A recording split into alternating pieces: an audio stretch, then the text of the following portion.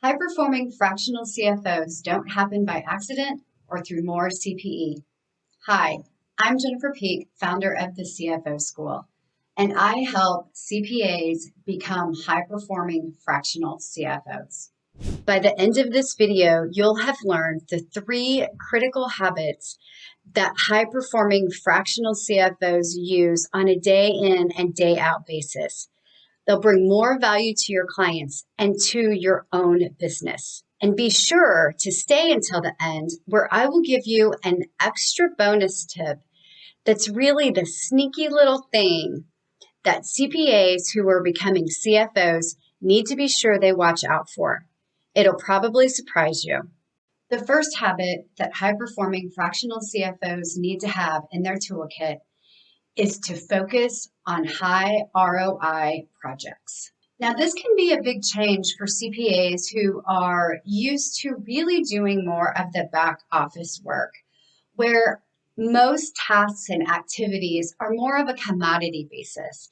They may be compliance related, whether that's month-end financial statements or tax returns or anything in a similar vein. But focusing on high ROI projects is something that your clients expect from a CFO. A CFO acts as a business strategist. They're really forward-looking, wondering what is best for the business, looking towards the future, and implementing projects that are going to give their clients the most return on the investment in that project. Now, the investment in any given project might have nothing to do with the CFO, but the CFO is the one who's going to be doing the analysis and ensuring that the business is getting a return on whatever investment they're making. That investment could be employee time, it could be additional capital, it could be investment from outside sources, and it could be hiring some sort of expert related to implementing a project or a system that's not financial in nature. This is particularly true with any organization that has something like a production line where they need to bring in efficiency experts to employ certain tactics and strategies that are unique to the company or the industry. The second high performance habit for fractional CFOs is to turn the customized into standardized. What do I mean by that? One of the challenges that a lot of fractional CFOs have, whether they were a CPA or whether they perform some other sort of function in corporate America, is that all of your fractional CFO clients are unique. Even if they're in the same industry, even if they're in the same city, there are unique attributes to every client that you have.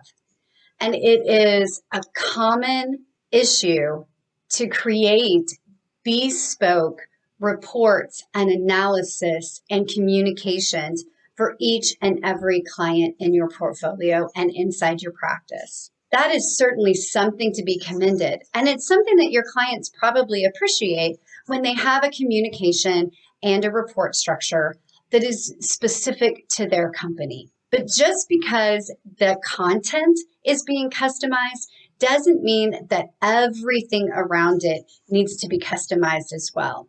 You can standardize a lot of the elements of your practice, of your delivery, of your communications without losing the unique touch that you bring to each and every client. These are things like standardized scopes of work, standardized engagement letters, standardized reporting packages in terms of the framework and the outline, standardized ways of assessing how your clients are doing in their business, where they are in a growth cycle, where they are in process development or maturity, whether they have SOPs in place, and the ways that you evaluate where they stand on all of those certain items.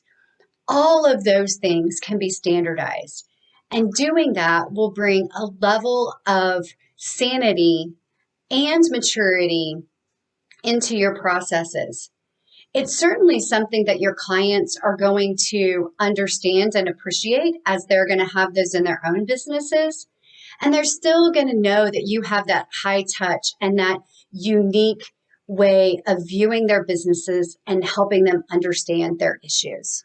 The third critical habit of high-performing fractional CFOs is to manage their client mix. What I mean by that is that when you're first starting your fractional CFO business, you may take whatever client you can take. You may also be leveraging a client base that you already have as a CPA. And the mix of clients in your CPA practice may not be as important as the mix of your clients in a fractional CFO business.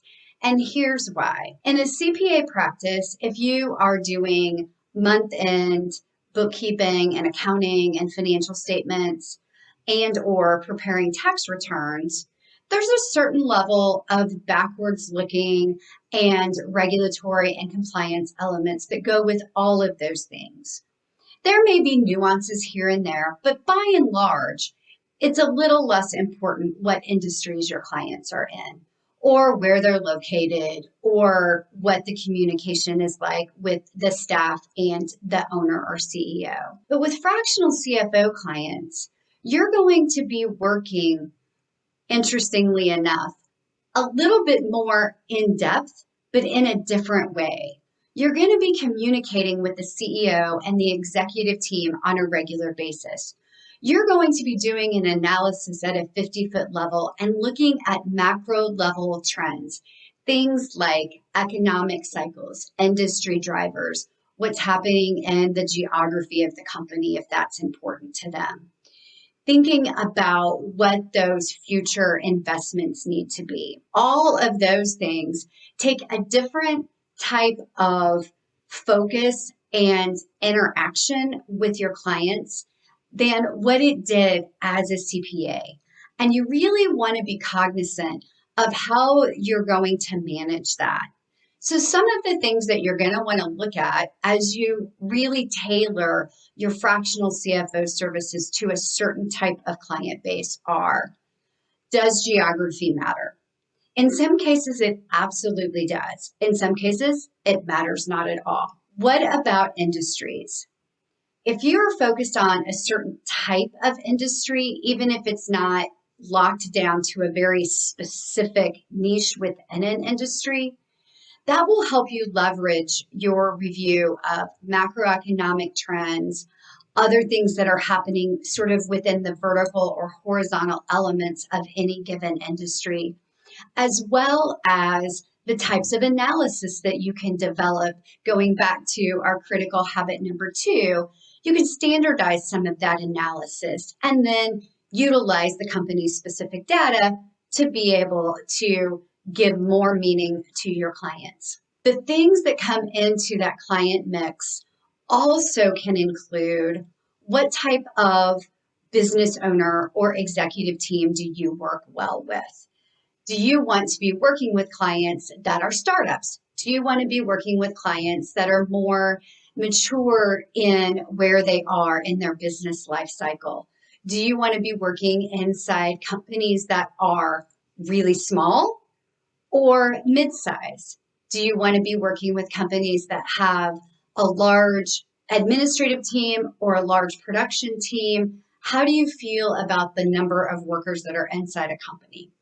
All of those things are important for you to consider as you're looking at your client mix.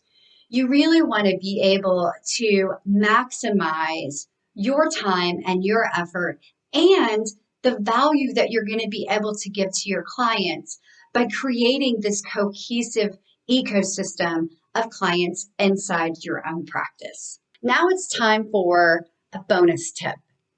We can call this item number 4, but it's not so much a habit as it is something that can be a sneaky derailer to your fractional CFO business. Now, this is something that is going to be particularly important for any CPAs who have existing clients for whom they are going to start performing fractional CFO services. And it's this: don't confuse more commodity back office activities with your fractional CFO services. Fractional CFO services should be standalone components of your practice. And if you're just expanding your accounting or your bookkeeping services and labeling them as fractional CFO services, you and your clients are going to become frustrated. Maybe not immediately, but it's certainly going to happen over the long haul. When your clients hire a fractional CFO, they are expecting strategic guidance.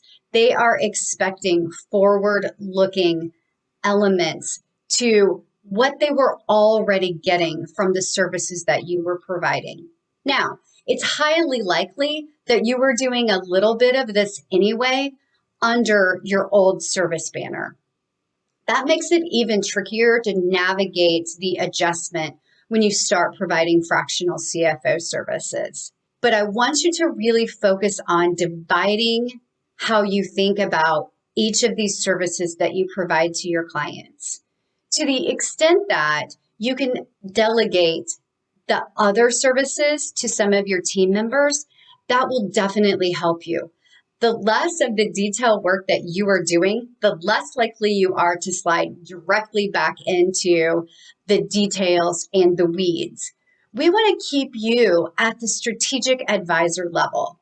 We want your clients to be gaining the value that you can provide to them through your fractional CFO services. And we want that to be a new relationship almost. We really want you to create a new way of communicating, a new way of providing value that is both good for your client and your business. This is a new direction. It really is a new relationship. Don't impact that by continuing to sort of backslide into your old relationship. We've covered quite a bit of ground in this mini training about the 3 critical habits of high-performing fractional CFOs. What I also know is that incorporating these habits into your fractional CFO business may not be intuitive. You may have some bumps along the way. You may not know where to start.